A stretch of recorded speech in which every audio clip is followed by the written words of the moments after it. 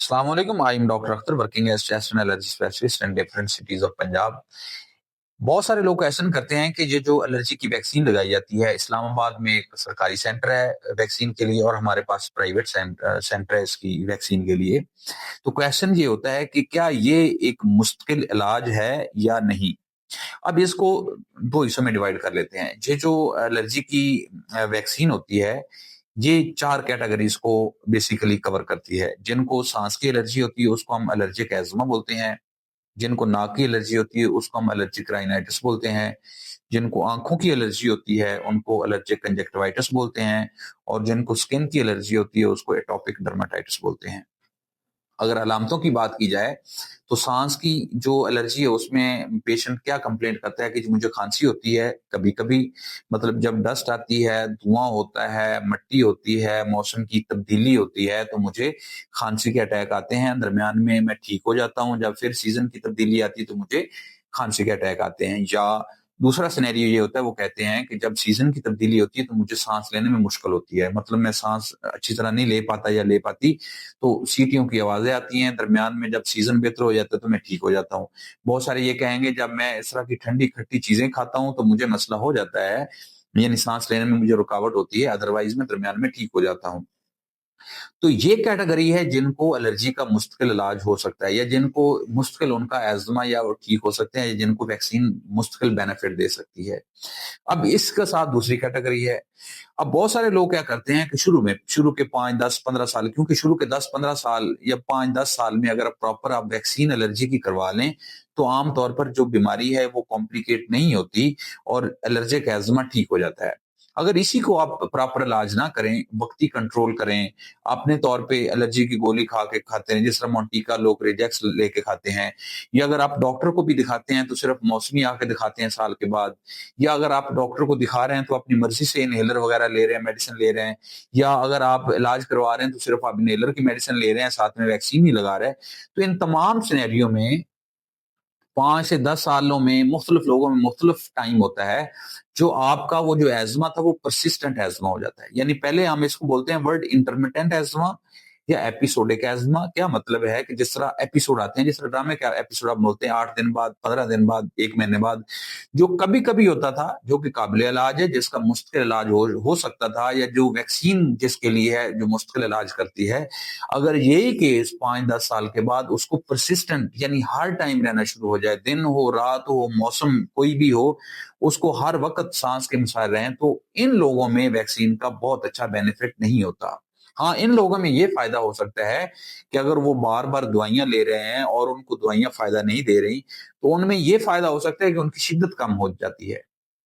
तो basically 2 scenario हो गए कि अगर किसी को एलर्जिक अस्थमा है, सांस का मसला है या एलर्जी की खांसी है और वो वक़्त के साथ आ रही है, जा रही है, इनमें तो मुश्किल बिल्कुल ज़िंदगी भर के लिए ठीक हो जाते हैं, कभी-कभार हल्का-फुल्का मौसम के साथ हो सकता है।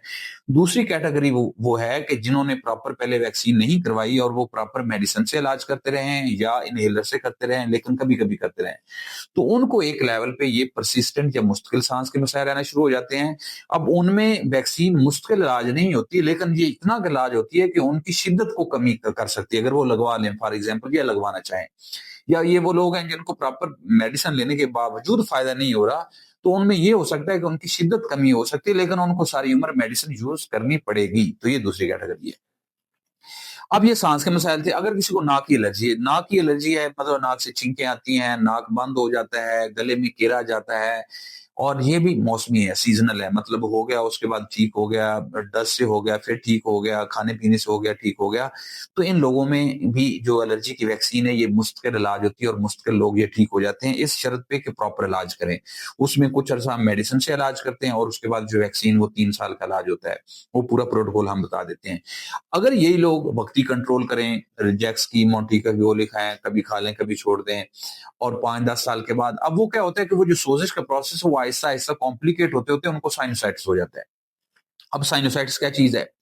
जो नाक है बेसिकली इसकी ओपनिंग है, साथ में हमारी साइंसेज होती हैं। अगर आप ह्यूमन खोपड़ी देखें तो यहाँ पे खाली जगह होती है, इधर इधर और इधर, ये इनको हम साइंसेज बोलते हैं, मैक्सिलरी, एथमोइडल और फ्रंटल साइंसेज।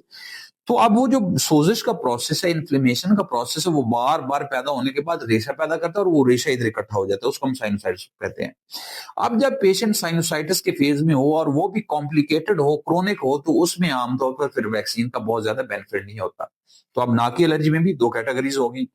एक वो कैटेगरी जिनको मौसमी होता है, छींकें आती हैं, नाक से पानी आता है, केरा होता है, ठीक हो जाता है, ठीक हो जाता है, और ये खा कई सालों से चल रहा है, खा वो खानदानी भी है, तो इनमें मुस्तकिल इलाज मौजूद है वैक्सीन की शक्ल में।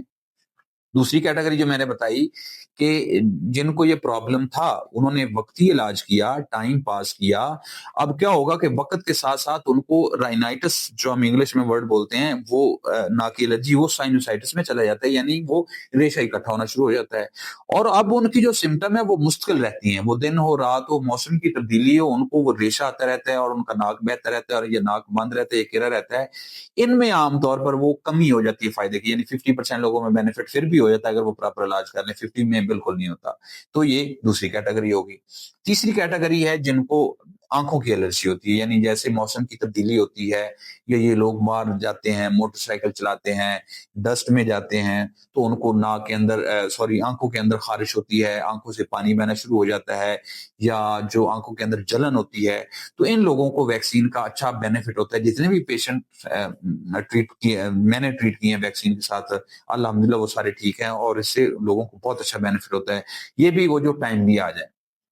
चौथी कैटेगरी होती है स्किन की एलर्जी की, एटोपिक हम डर्माटाइटिस या एक्जिमा बोलते हैं।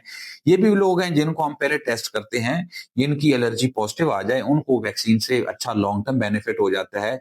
और जिन लोगों का जरा कॉम्प्लिकेट हो जाए, यानी बार बार खारिश करने से उनके बार बार इन्फेक्शन हो जाए और इन्फेक्शन की वजह से बार बार डर्माटाइटिस हो, तो इन लोगों में फिर ऐसा ऐसा जो है वो वैक्सीन का बेनिफिट कम हो जाता है। लेकिन अगर यही लोग जिनके जिस्म के ऊपर ज्यादा दाने नहीं है या ज्यादा ऊपर जख्म नहीं है और साफ सुथरी स्किन है, सिर्फ उनको जिसको हम बोलते हैं ना ड्राई कफ, वो ड्राई खारिश हो रही है, उन लोगों को जो है ना वो वैक्सीन का अच्छा मुस्तकिल बेनिफिट हो सकता है।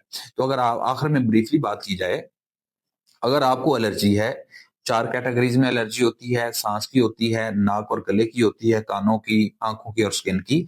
अगर ये आपको कभी कभी हो रही है, मौसम के साथ हो रही है, हो जाती है, दरमियान में ठीक हो जाती है और खास सालों से है, तो आपके लिए वैक्सीन मुश्किल इलाज है।